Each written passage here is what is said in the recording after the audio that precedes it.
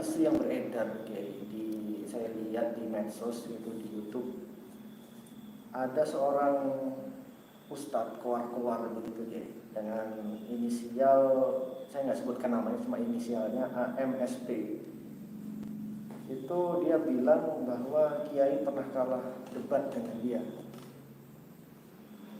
suatu waktu yang dulu, katanya Kiai pernah kalah debat sama dia.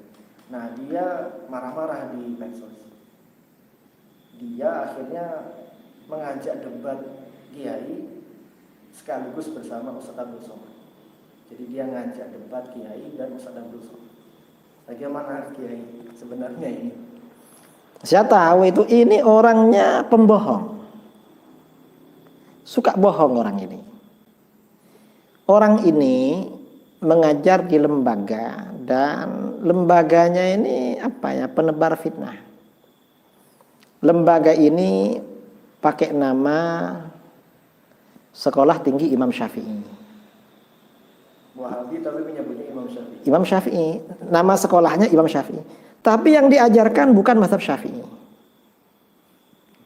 Ini kan namanya, artinya lembaganya sudah lembaga penipu. Ketika saya tanya, kenapa dikasih nama Imam Syafi'i? Imam Syafi'i ini sudah merek. Ini sudah merek ya, orang kalau bilang Imam Syafi'i, ya mazhab Imam Syafi'i. Lalu kata ustadz, sebagian ustadz mereka bilang, kita ini Kiai, kita ini kagum dengan Imam Syafi'i. Karenanya namanya kita ambil. Ya tapi itu kan menipu, menyebabkan orang salah paham. Saya ibaratkan begini, ada orang misalnya jualan sate babi, tapi ditulis sate kambing. Setelah ditanya, loh kok ditulis sate kambing? Kang, satenya sate babi. Lalu dia bilang, kita ini tulis sate kambing karena kita kagum dengan kambing. Nah, kan tidak masuk akal kan. Memang lembaganya begitu. Nah, Ustadz ini sejak tahun 2009 dia ngajar di IAIN. Lalu satu kelas berhasil dia wahabikan. Setelah kami tahu, kiai-kiai tahu, akhirnya satu kelas ini dipanggil ke PCNU. Lalu saya bersama teman-teman mendoktrin.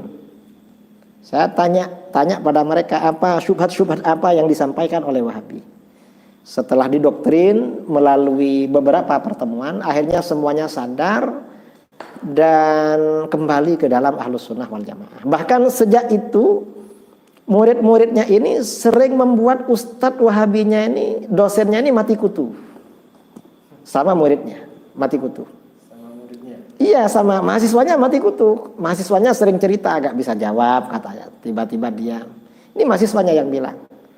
Karena sering bikin gaduh, akhirnya kawan-kawan di NU kirim surat kepada ustadz yang bersangkutan. Ngajak dialog terbuka, dialog secara terhormat. Secara terhormat. Dan tempatnya diserahkan pada dia, tapi gak pernah mau. Takut dia. Gak mau, takut. Memang takut. Dia bilang di internet itu, anak buahnya atau siapa, bahwa saya katanya kecanduan debat. Loh, saya gak kecanduan debat. Saya dan kawan-kawan di NU, di Ahlus Sunnah debat dengan orang berilmu. Nah, kalau ustadz-ustadz Wahabi beraninya debat dengan orang awam. Betul? Iya. Kalau sama orang berilmu kan gak berani kan? Iya. Nah, kemudian ya, ini ustadz ini gak pernah mau dialog. Suatu ketika undangan di Sumeneb, di NU Sumeneb. Sampai di sana ketemu dengan ustadz ini. Ustadz ini gak mau satu forum, minta forum lain karena gak mau debat katanya. Gak mau. Gak mau debat dengan kiai. Ya gak mau. Akhirnya ya terpaksa karena sudah dikondisikan, akhirnya satu forum. Cuma beda bahasan. Ustadz ini menjelaskan masalah Syiah, saya menjelaskan perbedaan Ahlus Sunnah dengan Wahabi. Kan sudah gak ada debat katanya, beda pembahasan. Cuma ketika saya menjelaskan bahwa sesama Wahabi saling berantem, saling membid'ahkan, saling menyesatkan, Lalu saya keluarkan kitab Rifqon Ahlas Sunnah bi Ahlis Sunnah. Ini terkejut, dia bilang, itu kitabnya guru saya katanya. Kitabnya gurunya. Artinya apa? Dia setuju sebenarnya kalau sesama Wahabi saling berantem. Kalau sudah tahu sesama Wahabi saling berantem, berdasarkan pernyataan Syekh Utsaimin, berarti Wahabi bukan Ahlus Sunnah. Itu yang pertama. Yang kedua, saya menerangkan juga pada waktu itu bahwa Wahabi ini kecanduan takfir. Iya, kecanduan takfir. Suka mengkafirkan orang, menyesatkan, membid'ahkan orang. Lalu apa? Ustadz ini bilang, kita ini Wahabi tidak mengkafirkan orang yang bertawassul. Tawassul itu boleh, katanya dia. Jadi dia ini bilang tawassul gak apa-apa. Memang pada waktu itu pada kitab Kaifa Nafhamut Tauhid karangan Syekh Muhammad bin Ahmad Bashmil, di dalamnya dia ada bab Tauhidu Abi Jahal wa Abi Lahab. Bukti bahwa Abu Jahal dan Abu Lahab. Artinya apa? Dalam kacamata Wahabi, Abu Jahal dan Abu Lahab itu orang yang mulia karena bertauhid. Seorang yang mulia. Jadi Wahabi ini memang pengagum Abu Jahal, Abu Lahab. Lalu kata Wahabi ini, ajibun wa gharib, dalam kitab itu, ajibun wa gharib ayyakuna Abu Jahal wa Abu Lahab aktsara tauhidan lillah wa akhlasa imanan bihi minal muslimin alladzina tawassalun bil awliya was salihin. Sungguh aneh, sungguh mengherankan dan sungguh aneh. Ternyata Abu Jahal dan Abu Lahab lebih mantap tauhidnya dan lebih bersih imannya daripada umat Islam yang bertawassul. Nah, selain Wahabi ini kan bertawassul semua, membenarkan tawassul.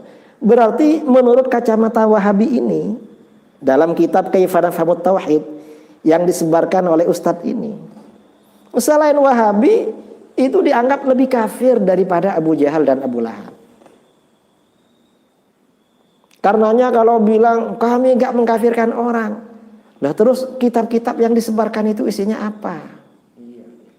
Karenanya kalau Ustadz ini bilang ngajak saya sama UAS, Ustadz Somad debat, saya gak percaya.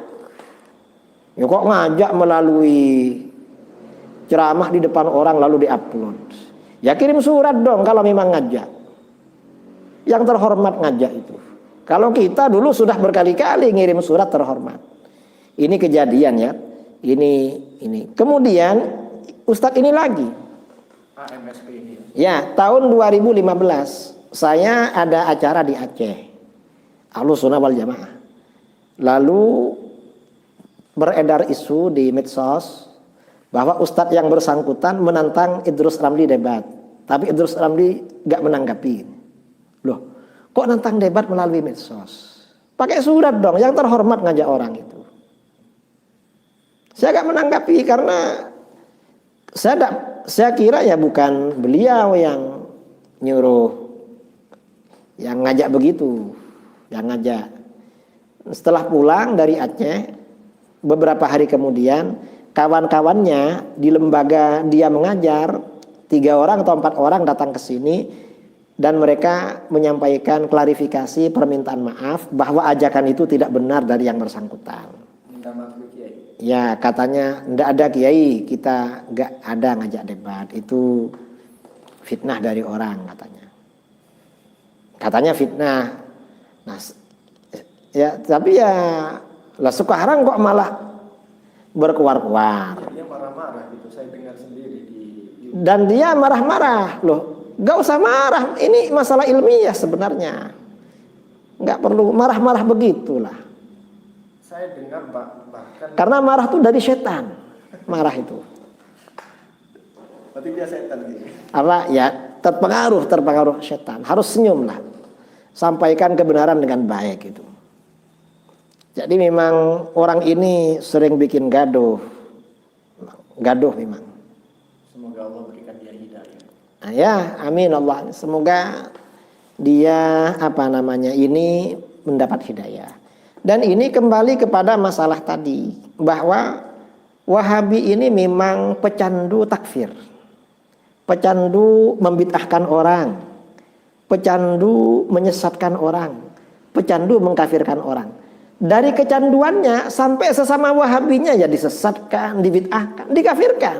Iya, Kiai. Saya sudah pengalaman di situ. Pengalaman ya, wahabi seperti itu kan? Seperti itu, Kiai. Iya. Saya saling mengkafirkan. Ada teman baik gitu, Kiai. Saling mengkafirkan juga. Iya, awalnya cuma saling menyesatkan, saling tahdzir, tidak saling sapa.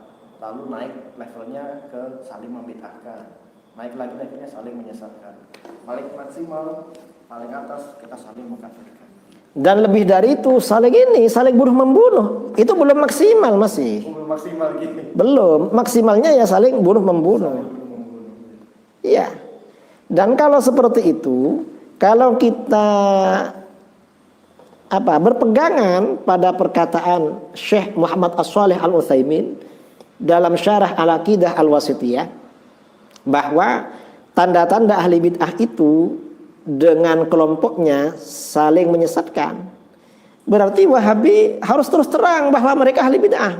Ini kejujuran. Jangan bohong pada umat. Ngaku ahlus sunnah tapi sesama Wahabinya saling menyesatkan, saling membid'ahkan, saling kafirkan. Berarti membohongi umat. Hayyul hadi bi ajmala dzikra